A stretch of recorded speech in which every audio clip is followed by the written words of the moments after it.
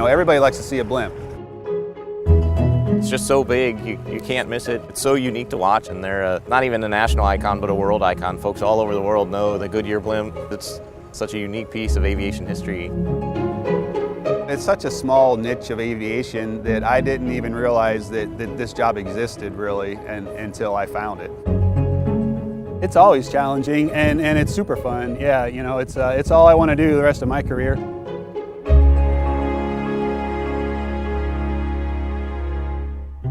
The Goodyear blimp has been flying for 100 years. The company began building its own airships in 1919. I'd like to tow you and your team of surfboard riders behind the airship. Gee, I'd love to try that. What do you say, boys? Let's go. The blimp's primary objective? To be an aerial ambassador for the Goodyear Tire and Rubber Company. But the blimp that flies today isn't technically a blimp. From 1919 to 2014, it was a blimp, classified as a non-rigid airship, meaning that its balloon, or envelope, had no internal structure. But in 2014, in collaboration with the Zeppelin Company in Germany, Goodyear began flying a new model, incorporating a structure made of carbon fiber and aluminum inside of the envelope, classifying the airship as semi-rigid. The cost of the updated airship is reportedly around $20 million. It's such a tremendous leap forward for us because having the structure inside, being able to connect everything to that structure, the flight control system, just an all-around tremendous improvement for us over the previous models. Another key addition to the new model, 4 powerful propellers that can swivel to create both lift and thrust.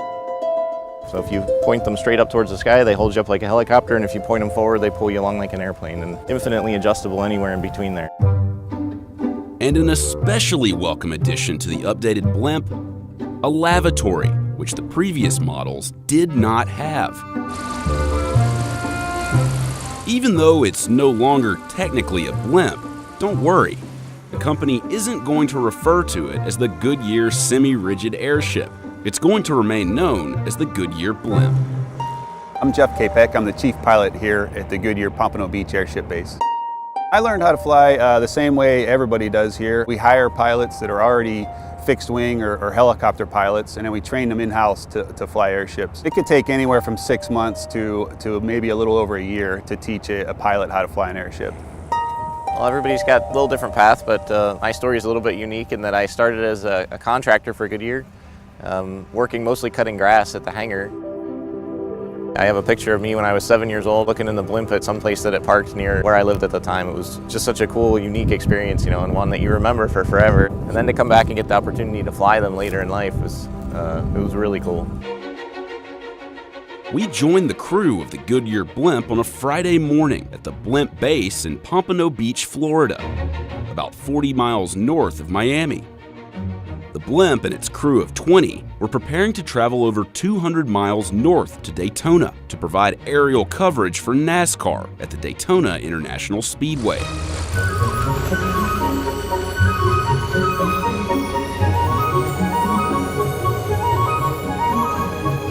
The blimp flies there, but the crew has to drive. About 20 of us go on the road with it together. We've got a semi-truck, which is kind of like a rolling maintenance shop, so we travel pretty heavy. 3.5 hours later, the crew sets up for the blimp to land at a small airport in New Smyrna, just outside Daytona.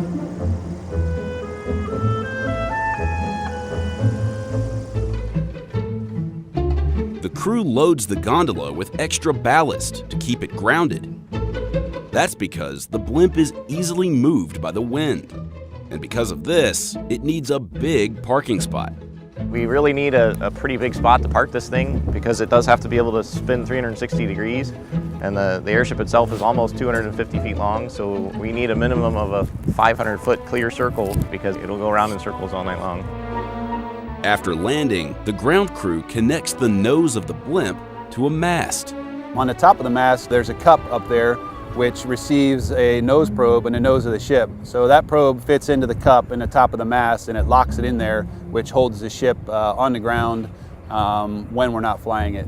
The blimp's envelope is filled with 300,000 cubic feet of helium, but its engines require fuel. It's called avgas. It's 100-octane leaded fuel. It's the same fuel that every piston-powered aircraft runs on. This ship will hold 825 kilos in 3 separate tanks, 1 tank for each engine. People driving down the highway pull over to watch the blimp take off.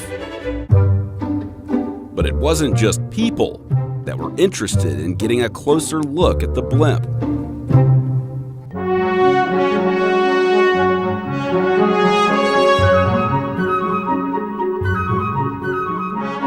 When it's time to take off, we moved this yellow lever, swiveled it up to between 60 and 90 degrees, and then added thrust, which creates the lift to lift us off the ground like a helicopter. Once we lifted off the ground, we slowly swiveled this yellow lever forward, which starts creating forward airspeed, and the ship starts to fly aerodynamically.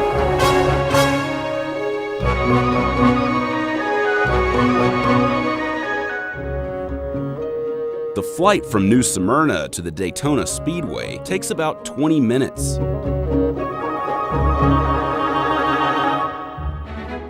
The gondola has room for 12 passengers, including the camera operator and his equipment. NASCAR is one of our more challenging events we do. You've got a dynamic of the ship moving around, the cars moving around, so it can be a challenge at times to keep the cars framed in. The blimp's camera is mounted on the front of the gondola and is reportedly worth between $400,000 and $500,000. The pilots also have a monitor in the cockpit, so they can see the action below and make adjustments if necessary. We started off circling the track, and then the camera operator requested us to stop in this position here. It's just a good spot that works well with this camera and the sun angle. So one of the cool parts about what the blimp can do is that it can actually just kind of sit perfectly still. I mean, we are about 1,500 feet in the air right now, but we are parked essentially, just sitting over the speedway. We swiveled the side engines up, which sort of makes the ship act as a helicopter and can hover in one spot right here.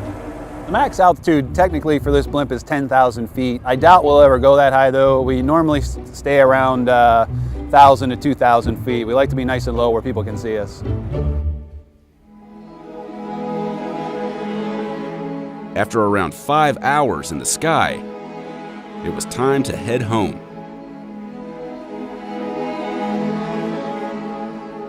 So is it fun to fly the Goodyear blimp? It's awesome.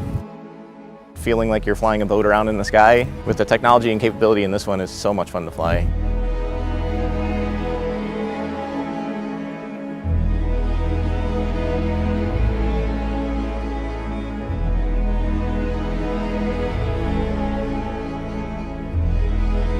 Great job again today, guys. All of our preparation looks like it's paying off. So the race went perfectly. The weather held out great for us. Ship's been great.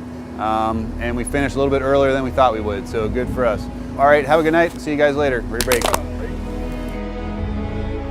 The pilots are only a small piece, and really without the crew and the support staff, the airships wouldn't go anywhere. So those are the guys that really do the work behind the scenes that nobody realizes happens, and the logistics that go into moving an airship down the road, and maintaining a safe world-class operation is not a small task.